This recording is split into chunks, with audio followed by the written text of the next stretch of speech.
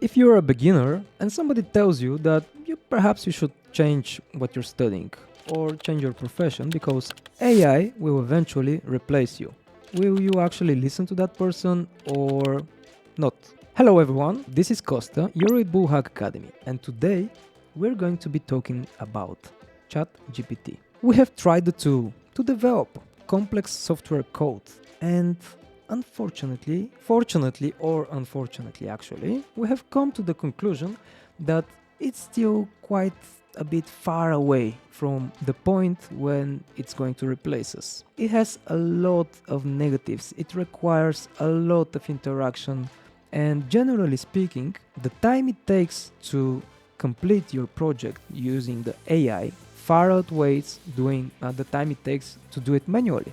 Not only that, but there is an insane security risk, because imagine you insert a lot of proprietary code, your backend code, into the ChatGPT, let's say, and that private code ends up in a database somewhere. And what's gonna happen if there is a data breach and your backend code ends up being leaked to hackers on the darknet? As an addition to that, a huge negative, in my own personal opinion, is the risk of using code given from ChatGPT into your own software, because there is a good chance, there is a good possibility that ChatGPT is going to provide you with proprietary code of somebody else. You using that code into your own software is going to mark a target on your back for lawsuits. You do not have copyright on that specific code. With that said, developers can still chill a bit. You're not going to be replaced anytime soon. Even if we are replaced in the distant future, I mean, haven't we all seen progress? Jobs and professions changed dramatically over the years. There has been industry revolutions on top of industry revolutions. Times change. We are really adaptable species. The same can be said about us, the people in the cybersecurity industry. There are already plenty of automated AI-driven penetration testing solutions. And that's great. We actually need that. You should not be scared of having that type of software. It will not replace you. It will enhance you. We need to lower the amount of time it takes for a pen test or for an assessment to occur from 1 month, from 2 months to 1 week. In order for that to happen, we need to automate a lot of the processes. But we are still relevant. The industry still needs us.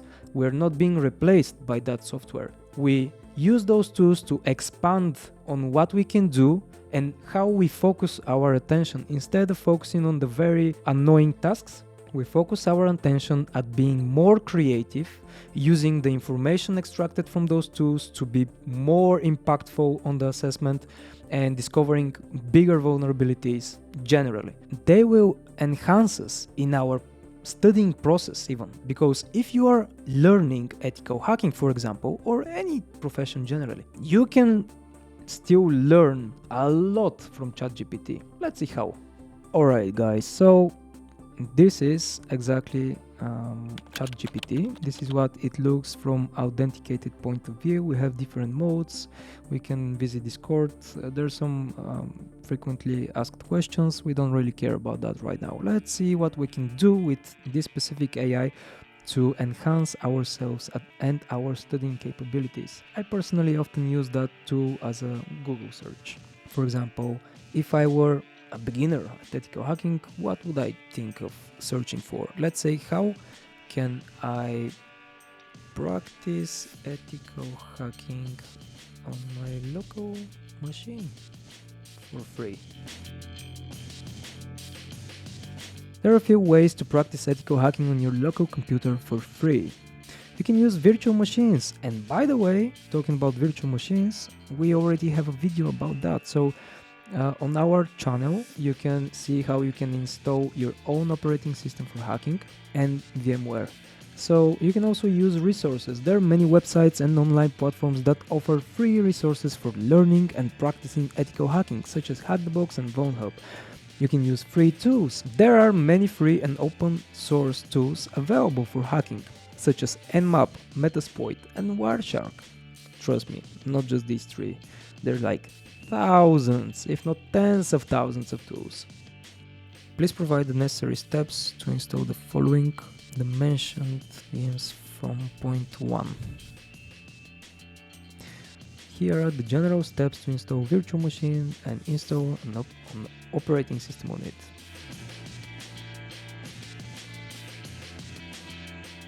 Alright.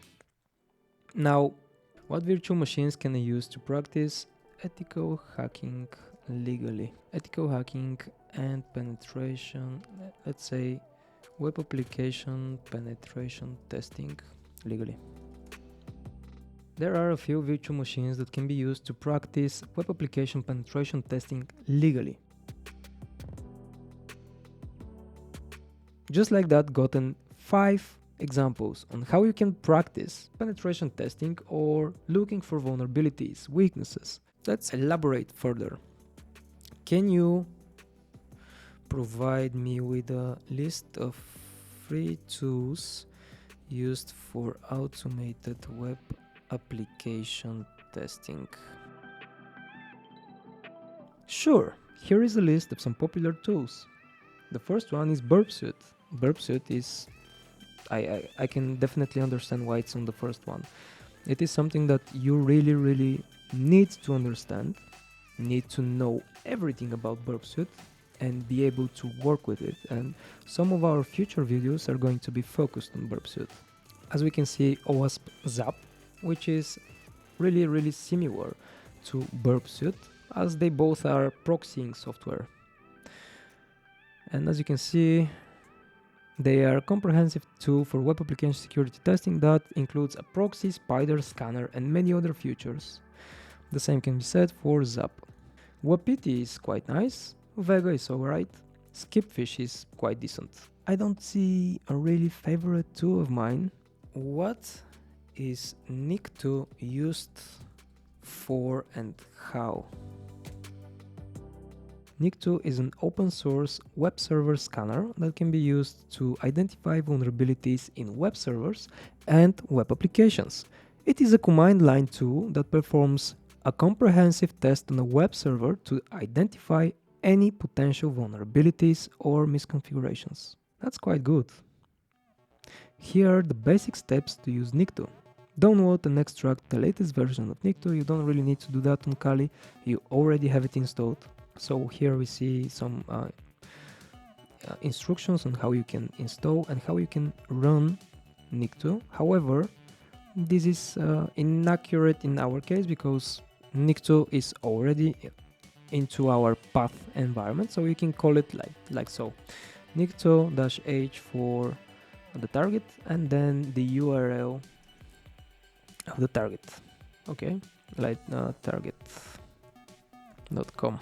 Alright, let's say that we want to use Nikto, and by the way, I am providing you that example because it's fun. Firstly, it's fun, and secondly, I have used Nikto for quite a while. It has been in my toolkit for a long time, and rarely did I use it in the way I did in my previous pentest, where I was in a situation where I needed to log into the application and scan it from an authenticated view. So there are multiple ways to use Nikto to authenticate and scan that application. How can I use Nikto to authenticate to an application and scan it? Nikto, yeah, of course, it's going to tell us what Nikto is. You can still use Nikto to scan an application that requires authentication by passing the login credentials in the command line. So there is an argument -id, which it should show you. Yes, -id. So instead of course, using Poro, we just call Nikto, -h for the target, and then specify the username and password. The problem in my specific case was that it did not work because it required different type of authentication method. I thought about it and I was like, what if I have another tool to extract the session ID and then use that session ID into the configuration file of Nikto to authenticate the software and scan it from authenticated view. At the time, I didn't know it was possible. So I asked the following question. Let's combine twos. I would like to use Coro to extract the PHP session. Save it into a variable or a file.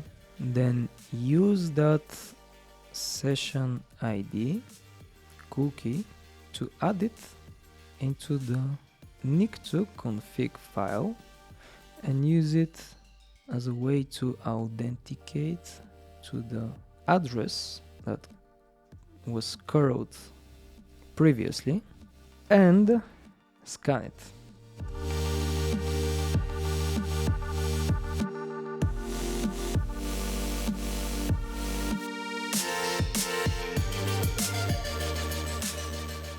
I would like this to be a script. Can you please do it for me?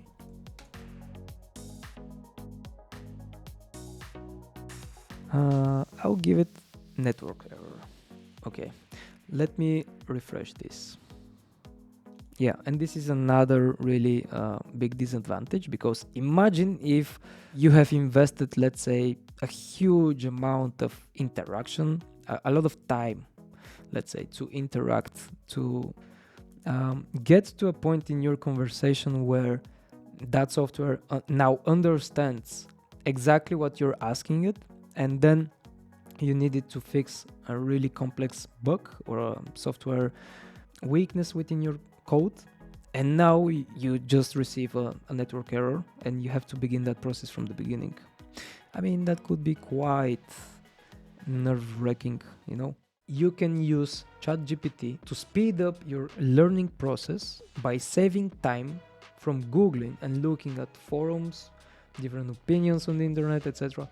This tool is already doing it for you.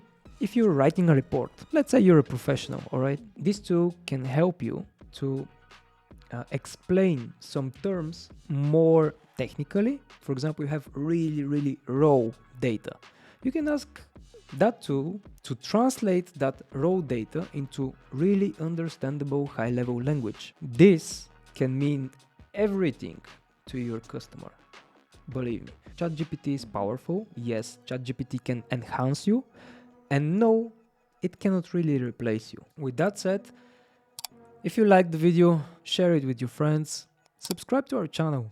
If you have any questions or you want to share an interesting information about your experience with ChatGPT, I would love to hear about it in our comment section. I really appreciate all the comments so far on our previous videos, and thank you for the support. See you in our next video.